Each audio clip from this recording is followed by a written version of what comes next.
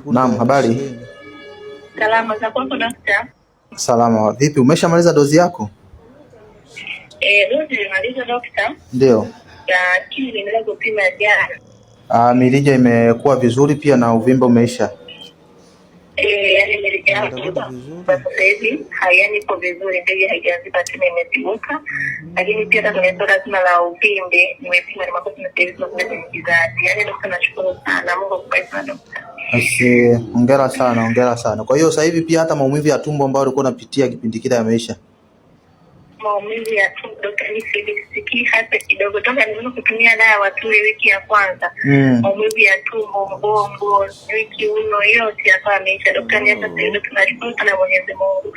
Nimehangaika sana kutafuta dawa, nimetumia dawa, kwa kweli daktari, Mungu akubariki sana. Aise, hongera sana. Lakini kwa sasa hivi umeanza kushiriki tendo la ndoa?